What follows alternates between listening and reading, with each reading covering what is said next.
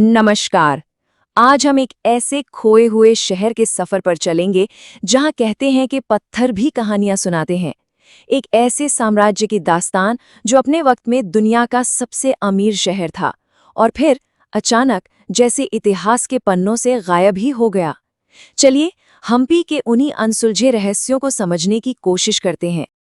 पता है उस जमाने के जो यात्री थे उन्होंने हम्पी को एक नाम दिया था, पूरब का रोम। और ये कोई मामूली बात नहीं थी। सोच कर देखिए, रोम से तुलना।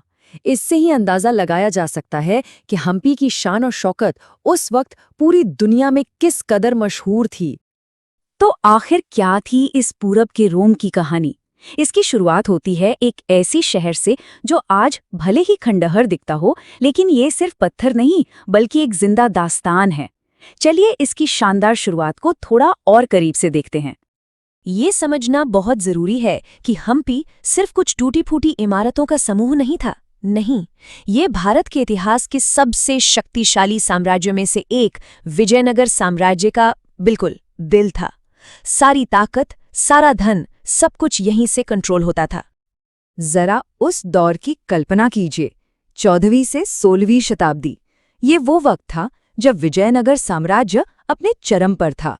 और उस समय हम्पी सिर्फ भारत का ही नहीं बल्कि पूरी दुनिया के सबसे बड़े और सबसे धनी शहरों में शुमार होता था। और इसकी विशालता का अंदाजा आप आज भी लगा सकते हैं। यहाँ 500 से भी ज्यादा स्मारक हैं जो एक बहुत बड़े खुले आसमान के नीचे बसे म्यूजियम की तरह फैले हुए हैं। और जैसा मैंने शुरू में कहा था, यहाँ का हर पत्थर एक कहानी कहता है। हम्पी उस दौर का एक ग्लोबल हब था। सोच कर देखिए, यहाँ फारस यानी पर्शिया और पुर्तगाल जैसे दूर दूर के देशों से व्यापारी अपना सामान लेकर आते थे। यहाँ के बाजार कहते हैं कि कई कई किलोमीटर्स तक फैले होते थे। और इन बाजारों में क्या नहीं बिकता था? हीरे जवाहरात, रेशम, सोना, मसाले, सब कुछ। लेकिन हम्पी की एक और खास बात है, वहाँ का लैंडस्केप। एक तरफ प्रकृति के बनाए विशाल ग्रेनाइट के पत्थर और दूसरी तरफ इंसानों के बनाए खूबसूरत मंदिर। दोनों एक दूसरे में ऐसे घुल मिल गए हैं कि अलग करना मुश्किल है। चलिए अब हम्पी की इस शानो शौकत के कुछ ठोस सबूत देखते हैं। यहाँ की आर्किटेक्चर और इंजीनियरिंग के वो कमाल, वो चमत्कार जो आज भी देखने वालों को हैरान कर देते हैं। ये देखिए, ये है विरूपाक्ष मंदिर। और इसकी सबसे अनोखी बात ये है कि ये एक जिंदा खंडहर है। इसका मतलब ये कि जहां साम्राज्य की बाकी इमारतें खामोश हो चुकी हैं, वहीं इस मंदिर में 7वीं शताब्दी से लेकर आज तक लगातार पूजा अर्चना चलती आ रही है। इसका 50 मीटर ऊंचा गोपुरम यानी मंदिर का विशाल दरवाजा आज भी ठीक उसी तरह श्रद्धालुओं का स्वागत करता है जैसे सदियों पहले करता था। लेकिन अगर पूरे हम्पी को एक कलाकृति माना जाए तो उसका सबसे कीमती हिस्सा, उसका क्राउन ज्वेल है ये विट्ठल मंदिर परिसर। इसे विजयनगर साम्राज्य की कला और वास्तुकला का सबसे बेहतरीन नमूना माना जाता है। और इसी मंदिर कॉम्प्लेक्स के अंदर है हम्पी की सबसे जानी मानी पहचान, ये पत्थर का रथ। इसे देखकर कुछ याद आया? बिल्कुल, ये वही रथ है जो भारत के 50 रुपए के नोट पर छपा हुआ है। एक प्राचीन अजूबा जो रोज हमारे साथ रहता है। पर इस पत्थर के रथ से भी बड़ा एक रहस्य इसी मंदिर में कैद है। एक ऐसा रहस्य जिसने सदियों से साइंटिस्ट्स और हिस्टोरियंस सबको चक्कर में डाल रखा है।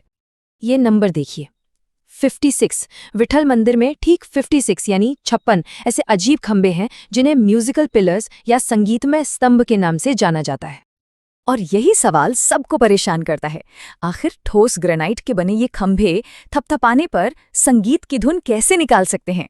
जब इन पर हल्की सी चोट की जाती है तो इनमें से संगीत के सातों सुरों जैसी अलग अलग आवाजें निकलती हैं।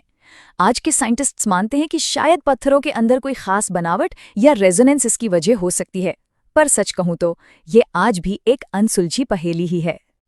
मंदिरों के अलावा हम्पी का शाही परिसर यानी रॉयल एनक्लोजर भी किसी अजूबे से कम नहीं था। मिसाल के तौर पे रानी के स्नानागार में उस दौर में प्लम्बिंग और एयर कूलिंग का इंतजाम था। वहीं लोटस महल हिंदू और इस्लामी आर्किटेक्चर का एक बेहतरीन संगम है। और शाही हाथियों के लिए बनाए गए ये विशाल अस्तबल ये बताते हैं कि उस साम्राज्य में जानवरों का भी कितना ख्याल रखा जाता था। पर अब इस कहानी का रुख एकदम बदलने वाला है। एक शहर जो अपनी अमीरी और शान के शिखर पर था, उसका इतना अचानक और भयानक अंत कैसे हुआ? साल था 1565 और इतिहास में दर्ज हो गई तालीकोटा की लड़ाई। हम्पी की किस्मत के लिए ये एक टर्निंग पॉइंट साबित हुई। बस इस एक लड़ाई ने सब कुछ बदल कर रख दिया। इस लड़ाई में हार के बाद इस शानदार शहर पर हमला हुआ, इसे बेरहमी से लूटा गया और कहते हैं कि महीनों तक ये शहर आग की लपटों में जलता रहा। बस कुछ ही महीनों के अंदर वो शहर जिसके दौलत के किस्से दुनिया भर में मशहूर थे, पूरी तरह से खंडहर में बदल गया। एक पूरी सभ्यता का दिल राख के ढेर में तब्दील हो गया। तो चलिए अब इस कहानी के आखिरी पड़ाव पर चलते हैं। इतनी बड़ी तबाही के बाद आखिर बचा क्या और आज हम्पी का क्या महत्व है? आज हम्पी एक यूनेस्को वर्ल्ड हेरिटेज साइट है। ये एक विशाल खुला हुआ संग्रहालय है जो हमें उस खो चुके दौर की याद दिलाता है और साथ ही उस बेमिसाल कला की भी जो इन खंडरों में आज भी सांस ले रही है। जैसा कि मैंने कहा, हम्पी के ये पत्थर सिर्फ पत्थर नहीं है, ये गवाह हैं उस दौर की बेहतरीन क्रिएटिविटी के, उसकी अद्भुत इंजीनियरिंग के और उस स्पिरिट के जो इतनी तबाही के बाद भी जिंदा है। ये आज भी अपनी खामोशी में एक भूली हुई दास्तान सुनाते हैं। और आखिर में ये सवाल हम सब के लिए है, अगर इन पत्थरों को जुबान मिल जाती तो ये हमें जीत, हार, मोहब्बत और उस महाप्रलय के बारे में और कौन-कौन सी अनकही कहानियां सुनाते। न जाने कितने और राज हैं जो आज भी इन्हीं खंडरों में कहीं दफन हैं।